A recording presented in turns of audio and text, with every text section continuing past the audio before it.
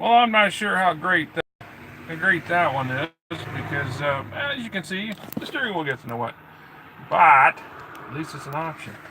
Just like the option it gave me a second ago to smile for the thumbnail portrait, right? And end up with, well, I don't know what it is. I think it's the side of my hand. Just saying. So failures, right? This is one of those few. This is the second time I've ever used the live function for YouTube, and we'll see how this plays out. The first time I wasn't overly impressed because you can't really do a lot of annotations later, right? But this is a response to Rob Gusterson's On the Side channel. Actually his video on the video response channel for our RPG Brigade and Associates gaming forum or community, however you want to look at it. The topic was failures in gaming, and Robbie started out with failures on the personal level with what have you, and then segued into in-game failures, player and character interactions, and so on and so forth, which is all on topic. It's one of those subjects or topic material where there's a load of possible angles at this, right? I can go into various failures over time. The most recent, of course, would have been my attempt to run a play-by-post or play-by-email version of Twilight 2000. I failed as a GM, as a game master. I failed as the coordinator. It began a bit confused for me and confused for a couple others. Several were very exuberant and participated on a very timely and regular manner. Several participated about 2 or 3 entries, and then I couldn't get a hold of them. I could not contact them. They apparently weren't bothering to go to the forum site we had set up in Google Plus, G Plus, whatever, and they weren't reading their entries. And then one had a different idea of what he expected it to be and found it to be time consuming, which totally flabbergasted and puzzled me because the way I had set it up, you weren't expected to reply more than once every couple days, and all you needed was maybe a sentence or two. All you had to do was read the couple paragraphs, maybe occasionally go back and read the previous material or page or two to reorientate yourself as to what was going on. And yet the same individual, God bless you, I mean serious, is well established and well known for doing very large and intricate video casts or podcasts for tabletop gaming, internet gaming, where you've got people tied up for hours at a table or a virtual table. I'm sorry, I just don't understand how it can, a few moments of your time reading an entry in an email or an ongoing play-by-post and responding to it in a 2 or 3 day window is time-consuming. I don't get it, and I probably never will understand it, and that's not everybody's taste. So it was a failure. And then I can compound that with G Plus suddenly deciding, Google deciding that it's going to eliminate G Plus, and it was implied that it was going to eliminate it ASAP. And then it became, well, no, we're going to eliminate it next year. So we could have played for a while still, but when you've got 8 or 9 people supposedly signed up to play and only 2 people responding, it kind of becomes depressing as a GM, in my perspective, to run it. So I failed. I failed to motivate. I failed to clarify or to somehow simplify it any more than I could have. I will not acknowledge that I failed in content or material or style or panache. I'm sorry, but I'm good at this. I am good at doing this sort of thing, and those who kept up with it, it's a living book. I'm part of an ongoing story in print. We don't have a verbal story at the table. We have a written story that reads like a book. I'm sorry, but that is the way it worked. And for those that got into it, missed opportunities. Perhaps in the future I can try this again with another group. At the beginning, I think there was two different versions on how this was going to take place, and two different versions of who was going to run what, and didn't quite pan out that way. And I got confused from that perspective as well. I acknowledge it's been a few years, going on 3 now, where I've actually sat down to run a table. It's or any of this stuff, but that's neither here nor there. But that's still a type of failure in gaming, and it's quite common, right? It's quite common. I have had a friend of mine, which I have not been in contact for some years, better part of a decade now. He was famous for the next great thing.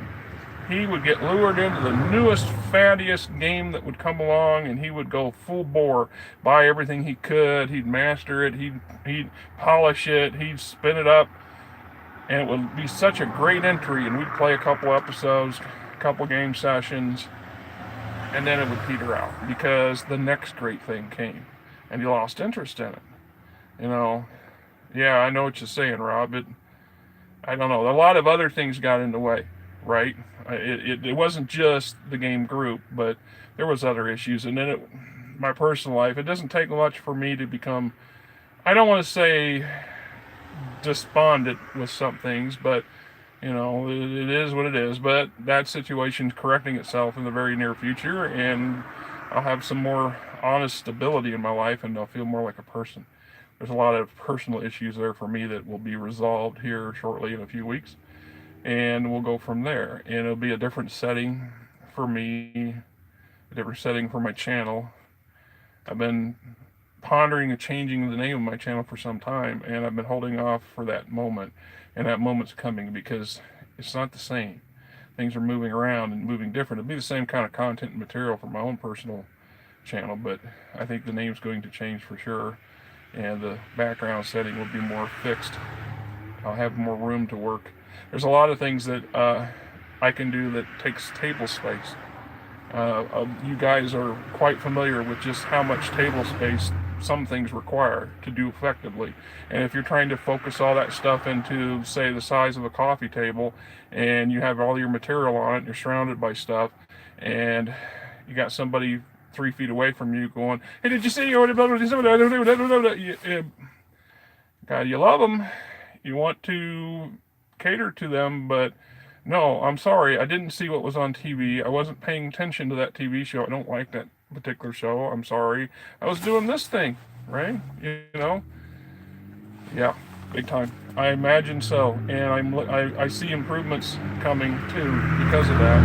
I'll also have a better economically sound internet connection via the house, which will allow me to participate in larger things that would take up more band space that my portables just don't. It's just too expensive. For the cost of what I pay in internet, I'm going to have cable and internet and still save 30 or 40 bucks. It is what it is. And I'm looking forward to that with a passion, So that's a type of failure, a game failure. It's no different in some aspects for the great buildup that turns into hot air. Like I said, my friend, I call him Fuzzface, and for the love of Pete, I'm stumbling over his first name at the moment. He was huge on buying the next fad that comes along, and the next fad, and the next game fad. And he's got a lot of games, but we never got into any one game for any length of time. Yeah, I'm looking forward to doing that too. I go back and look at some of my first videos that I posted on YouTube before I got involved with the RPG Brigade and the gaming, and that's my hobby and passion, and sharing that stuff with everybody, whether they want to hear it or not. But it was a very stressful, extremely stressful time, and it's still a stressful time, although it's a different kind of stress at the moment. We're shopping for some furniture that we needed, and we not we're 90% to the house, but until I'm the pessimist. I'm waiting for the other shoe to drop. So until the bank says it's a done deal, I'm still convinced there's a possibility of something going wrong, because that's the story. That's the story of my life outside of gaming. My real world life has always been a lot of times self failure, because I didn't care, or I was incapacitated with a bad habit and bad people, bad environments, just a lack of will and resolve. And the past 2 years, where I found myself with no real support strings after my mom passed away, there's no fail safe. It's this, we succeed or fail on everything we do. And so far, we're succeeding one increment step at a time, and it's an awesome thing. It's a scary thing. And a lot of people take it for granted, or may have forgotten, well, they've lived in their house their whole life. They got one real easy, blah, blah, blah. Well, not everybody has it easy, right? And some of us got to do it the way we got to do it. And our gaming perspective is the same way. I've met a lot of players. It's easy to play. I can't emphasize that enough. It is very much easier to be a player than to be the person running the show behind the scenes, because so much more rests on the shoulders of the game master, or potentially can. When we talk about failures in gaming, death, as you pointed out, Rob, is often considered the ultimate fail in a role-playing game, which is kind of a fallacy.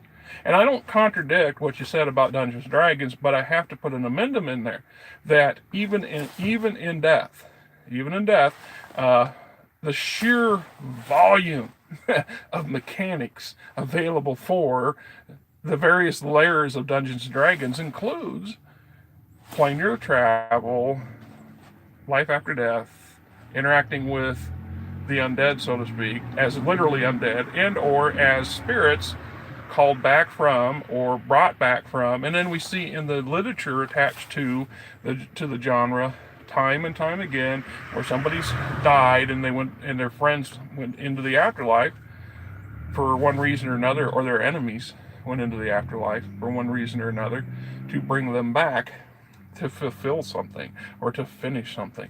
Or perhaps another twist on that is where a deity becomes involved at some point and sets up and says, you're not finished, or I have a job for you, or I'm not ready for you to be here, or you're not ready to be here, and a host of other possibilities that can punt them back into the game, but perhaps with a different caveat. I have, as a dungeon master, as a game master, have used that trope once or twice in the past, maybe a few more times than that, where a very active player with a very valuable character, especially one that they invested a lot of time in, was killed. And if this character was killed in fair combat, in fair risks, then probably it wasn't going to be an issue. But if it was just dumb luck, something totally absurd or ridiculous happened, or such a terrible, terrible set of rolls where everybody's sitting there going, well, that's just not right, that's not fair, I tried to correct that if I could. And that may or may not be the right thing to do. And so a lot of GMs, a lot of people, and a lot of players will argue, let's not do that. You die, you die, you die. Well, we've all, I shouldn't say we all. I'm not trying to be absolute here. I am sure that plenty of players and plenty of GMs out there have had those games or play series of games where death is imminent in every step of the way. Right? You carve out some level 1 characters and shove them into something they're not ready for, not capable of. They're going to fall like wheat. And we're going to keep just generating character after character after character. And that can be a failure on its own. That can cause many problems and failures, as a matter of fact, because your story never advances, or it mutates repeatedly, because you have to keep revisiting your base concept for your game. You can, if you choose, I guess. So I don't know. I know that from a personal perspective, having one of those characters return from the beyond, in my mind, it's not a free ride. I learned early on as a young GM not to just do that willy-nilly. I learned the hard way that they shouldn't, first off, players should never become intimate with deities. It diminishes the powers and the awe factor of a deity. It just does. It'd be like having a character become extremely intimate with dragons. No offense, but dragons are deity-like creatures by themselves. Full-blown, venerable dragons of any score are not something to mess with. And to let people that are especially low-level, mid-level characters develop repertoires with them like they're drinking buddies at a bar can be problematic in a game. And maybe not. It can be a total blast and fun too when, my little friend here suddenly rips the roof off the building and transforms from a drinking buddy into a very ticked off silver dragon or something. Just saying, right? So the opportunity for failure in a game can be a learning curve, a learning experience. It's just like in life. If we learn from these failures, what can we do better the next time, right? I mean, I'm personally, once I get established, I'm going to reopen my own personal game system and play a couple rounds, so to speak, for myself. And maybe I got a friend of mine who was a beta tester 6-7 years ago, and he's kind of itching for me to start up another house for him so he can play online or over the internet. Yeah, sometimes it's a rough thing to it's experience. I mean, how many new players or new GMs have you seen that get too invested in certain things, right? And that can be a fail, and we don't recognize that as a fail either. But I look at all the possible fails in gaming. I mean, failure from communication, failure for taking the time and preparation, failure from understanding the base mechanics. We hear a lot today of, I don't use the mechanics. I just throw them out the window because it's all about the story. We gotta have the story because the story is the thing, right? Great. Sit around the table and tell a story. Make up as you go. I never got into those games. I knew a fellow, an associate of mine, that was his idea of role-playing. We sat around with no books, no rules, basically the vague concept that we all knew and understand what a fantasy RPG was, and a note of paper. And, well, you're Fred the chimney sweep of the town, and your dad's been a chimney sweep, your grandfather's been a chimney, blah, blah, blah, blah, and you decided you don't like it, right?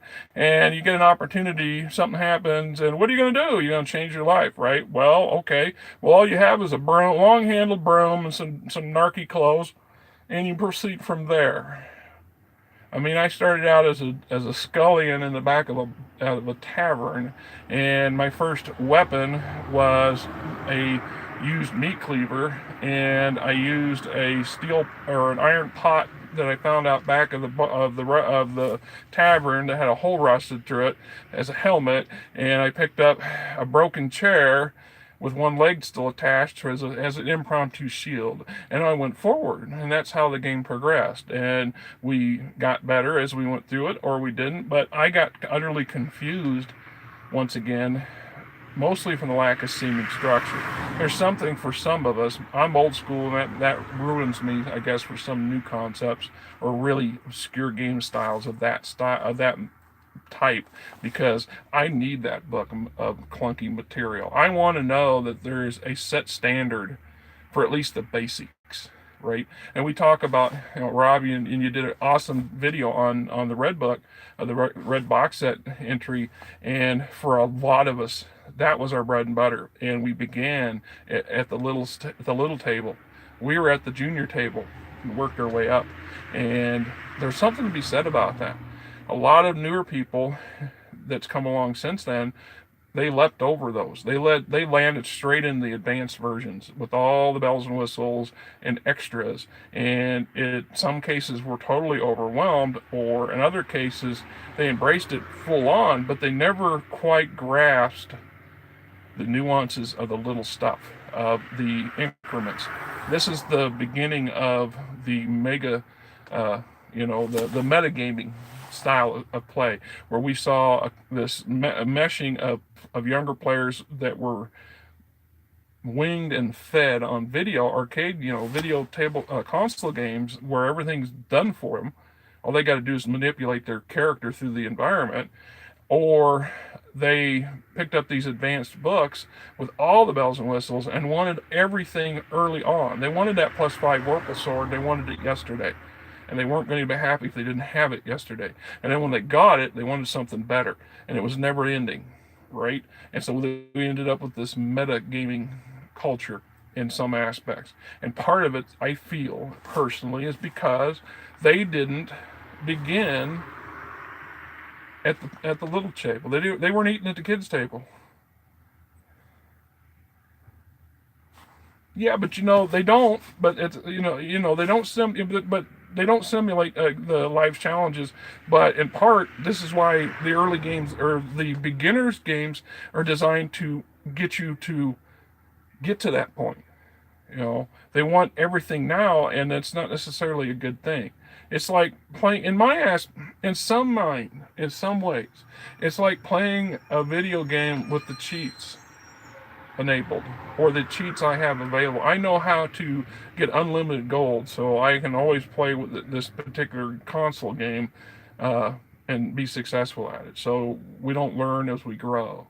Now, there's a reason when you go to school, they don't throw 8-year-olds into 12th grade. Not everybody's Sheldon. I'm just saying, there's stuff to be learned at the little table, right? It is my opinion on that, and everybody's welcome. And it's like our video response channel.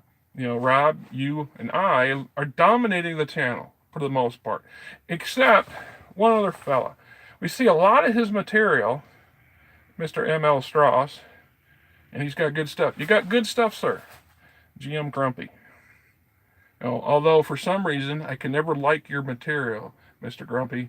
I can never like it on the channel. I don't quite understand. So I'm assuming you blocked me because you got a personal beef or something. That's on your shoulders, not mine, because I don't care one way or another. It just puzzles me because you're losing out on an automatic like I would put on every one of your things because of that. But you got a lot of material. Mr. Strauss has a lot of material. He posts a lot of videos, and he never says anything proactive in the channel itself. He doesn't come in and rebuttal anybody or put his 2 cents worth in or back up what his videos say. It's a loss. You want to build a player base, a fan base. You want to have many more people subscribing to your channel. You got a network, buddy. Just saying, network. It helps for some of you. It don't seem to help for me because I got 58. Yay! But you know what? That's 58 more than I had last year. And I had 3 beginning of last year. So we're growing. And I think probably half of my channel is the subscribers is people subscribing once on their laptop and once on their phone. Because it's 2 different things, right? It's all good. So you get double likes from me when I hit you twice. It's all good. Is it a fail? I don't know, Rob. I think, failures are not necessarily a bad thing, but failures in life, failures in gaming is an opportunity to learn, and sometimes we're always bound to fail. And acknowledging when there's a fail and that's surmountable is not necessarily a bad thing either. I guess I'm getting off topic now too, but I was just trying to think of earlier when I was doing. I got sidetracked on the place I was doing because sometimes you get fails in strange ways. When I'm trying to do the job that should be a very simple, easy job, it's annoying for me because I did 3 jobs this morning, then I had 4 hours off. And then I have to come back for this one job that should take 30 minutes. I'm taking an hour to get there, come back, do it. And then I get there and they've got broken Crocs, broken plates or something in their interceptor, and it keeps clogging the hoses. Every other time I come, it clogs my hoses. I mean, I don't know. Apparently, they're trying to. Apparently, we're getting a letter. My sister told me to ignore any letters from the state about mother's taxes. Well, mother's estate was settled last year. Those taxes were paid. They're screwed. They're trying to get any money. She says the lawyer said it was a mistake. Well, there's one of those little things in life that can make you fret, right? I'm trying to buy a house and then suddenly there's issues with my mom's house. No, there ain't no money left there. So go fish. But like I said, clog a hose, and suddenly failure becomes a problem because it can lead to a bigger failure.